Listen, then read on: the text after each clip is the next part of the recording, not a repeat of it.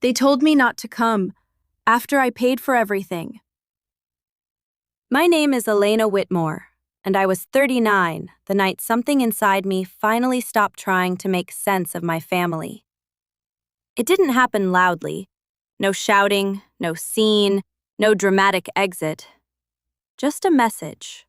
Quiet, casual, almost careless in the way it landed, like it wasn't meant to hurt, even though it did. I was in my kitchen in Savannah, Georgia, checking details the way I always did, refreshing confirmations, making sure the brunch reservation was still secure, the florist still scheduled, the photographer still had the right time. Everything was handled, paid for, attached to my name like it always was, the invisible work behind moments everyone else called effortless. Then my phone lit up, a message in the family group chat. My mother tagged me. "Stay home tomorrow. Don't come. We're tired of your side of the family." I didn't read it twice. I didn't need to. It was clear in that clean, almost polite way people say cruel things when they don't expect to be questioned. My husband, my children, they weren't family to her. They were something extra, something inconvenient, something she didn't want in the picture she had already imagined. A second later, my father reacted with a thumbs up. My sister added a laughing emoji. And then they kept talking about dresses, about brunch, about lighting for photos, like I hadn't just been removed from the day I had planned and paid for. I typed one sentence. "So that's what we are to you." No one replied, not even a pause. That silence didn't feel like confusion, it felt like confirmation. I stood there for a moment, staring at the screen, waiting for something, an explanation, a correction, anything. Instead, I felt something strange settle inside me. Not anger, not even hurt, not in the way I expected, just a kind of stillness. I set my phone down, opened my laptop, and for the first time, I didn't ask how to fix it. I asked why I was still paying for it. I wish I could say I moved with certainty after that. I didn't. My hands hovered over the keyboard longer than I like to admit. Part of me kept thinking, maybe I misunderstood. Maybe she didn't mean it like that. Maybe I should just call her, smooth it over, show up anyway like I always did. That part of me was loud, familiar, and honestly, exhausting, because it sounded exactly like every excuse I had made for them for years. I grew up in a house where appearances mattered more than truth. My mother built her life around how things looked from the outside. Perfect dinners, perfect photos, perfect impressions. My father didn't argue with her.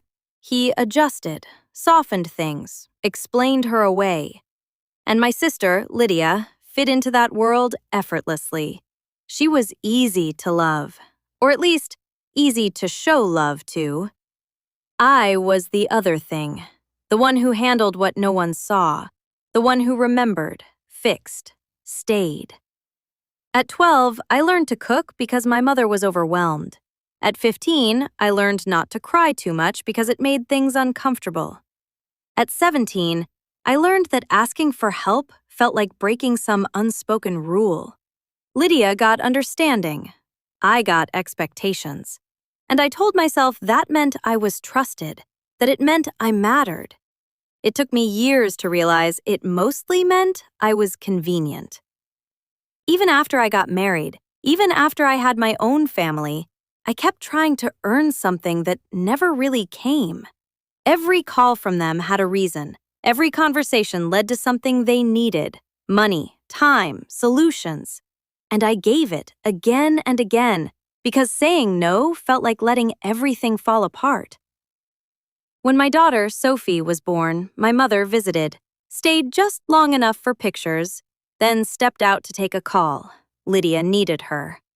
I remember lying there, holding my newborn, telling myself, at least she came.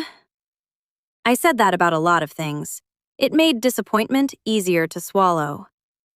By the time this Mother's Day came around, I had spent more than I wanted to admit supporting them. Quiet payments, quick transfers, covering things that weren't mine to carry. And still, I planned the day, booked everything, paid everything, hoping, stupidly maybe, that this time would feel different. Then she told me not to come. Daniel read the message twice before he said anything. He didn't look angry, just steady. "If they don't want us there," he said quietly, "they don't get to use you to make it beautiful." I almost argued with him.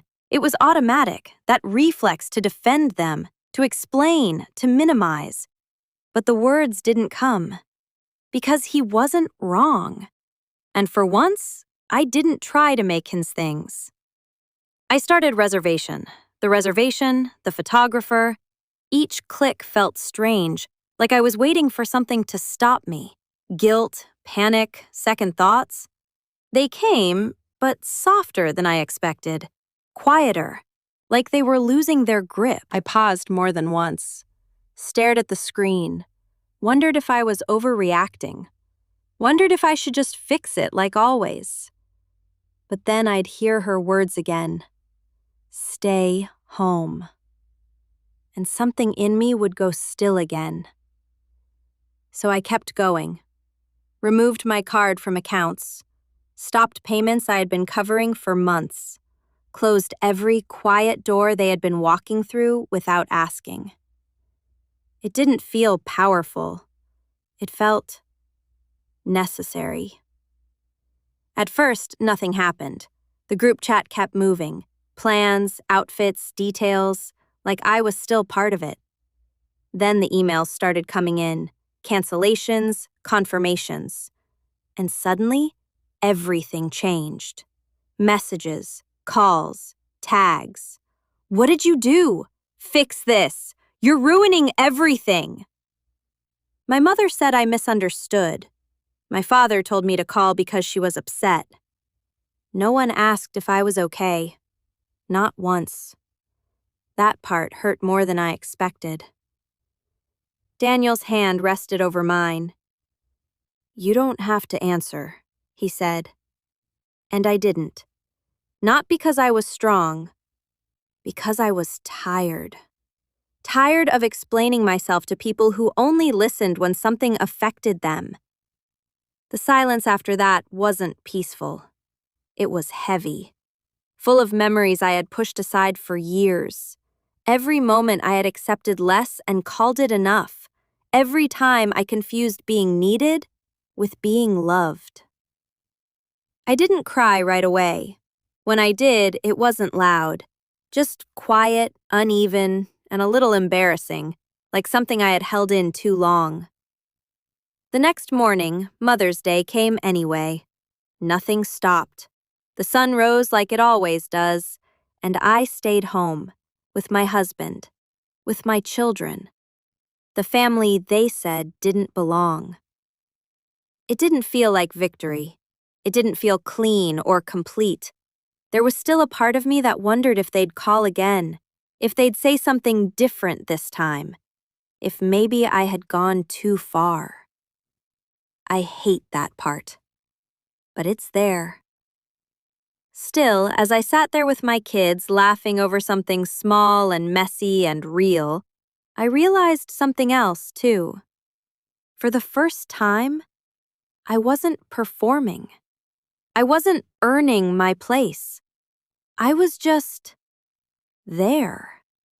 And even with the doubt, even with the ache that hadn't fully left, it felt more honest than anything I had been trying to hold together for years.